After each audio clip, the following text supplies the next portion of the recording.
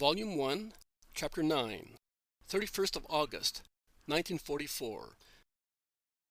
Death of Joachim and Anne. Jesus says, like a quick winter twilight, when an ice-cold wind gathers clouds in the sky, the lives of my grandparents had a quick decline after the sun of their lives was placed to shine before the sacred veil of the temple.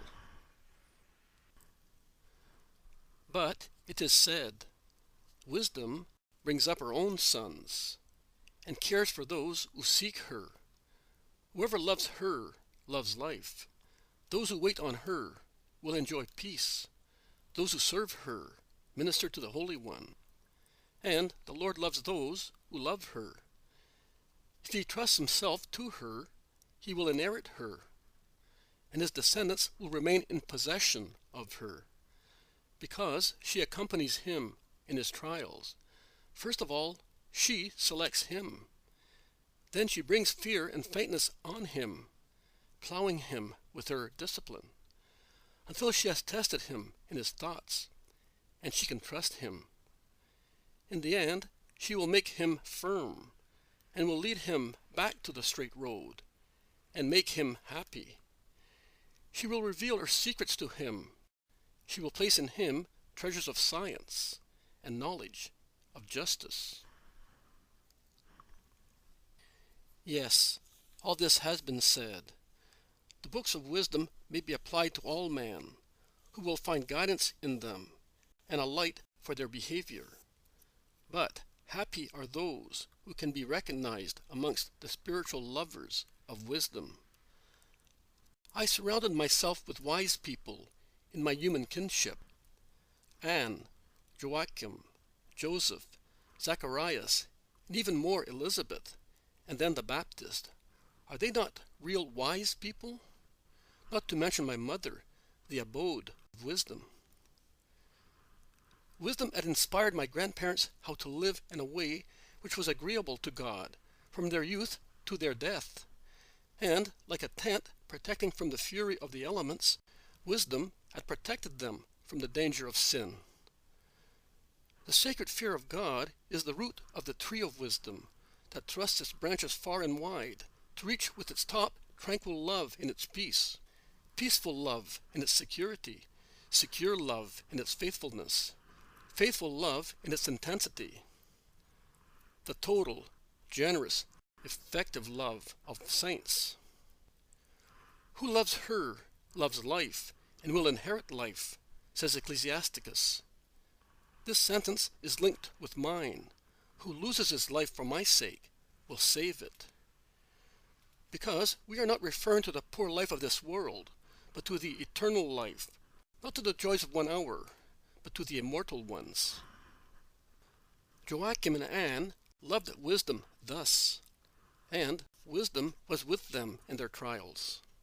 How many trials they experienced, whilst you, man, do not want to have to suffer and cry, simply because you think that you are not completely wicked. How many trials these two just people suffered, and they deserved to have Mary as their daughter.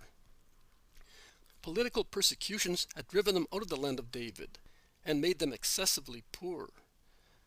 They had felt sadness in seeing their years fading through without a flower that would say to them, I shall be your continuation. And afterwards, the anxiety of having a daughter in their old age, when they were certain they would never see her grow into a woman. And then the obligation of tearing her from their hearts to offer her on the altar of God. And again, their life became an even more painful silence, now that they were accustomed to the chirping of their little dove, to the noise of her little steps, to the smiles and kisses of their creature, having to wait for the hour of God. Their only company being the memories of the past. And much more, diseases, calamities of inclement weather, the arrogance of the mighty ones of the earth, so many blows of battering rams on the weak castle of their modest possessions. And it is not enough.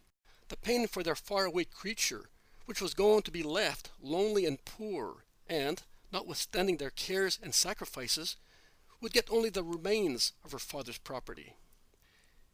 And how will she find such remains, since they will be left uncultivated for many years, awaiting her return?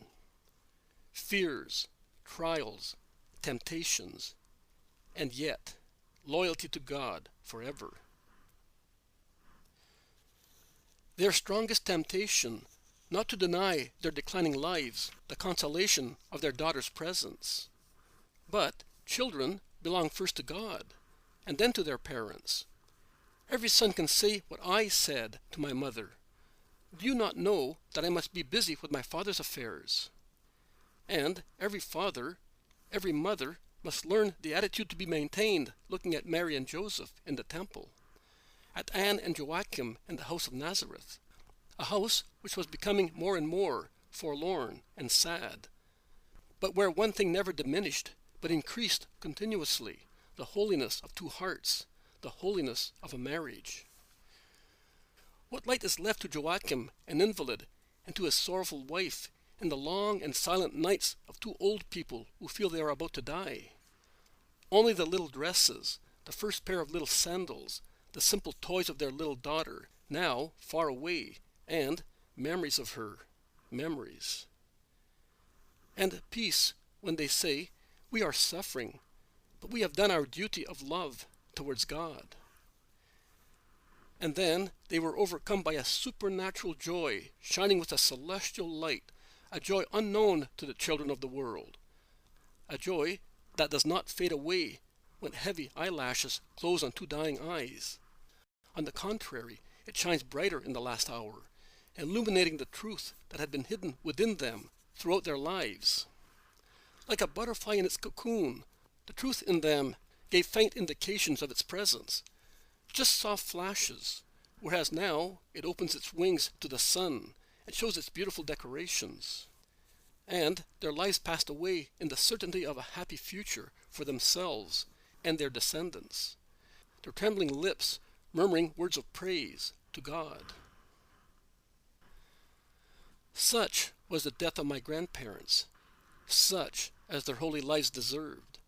Because of their holiness, they deserved to be the first guardians of the Virgin beloved by God, and only when a greater sun showed itself at the end of their days, they realized the grace God had granted them.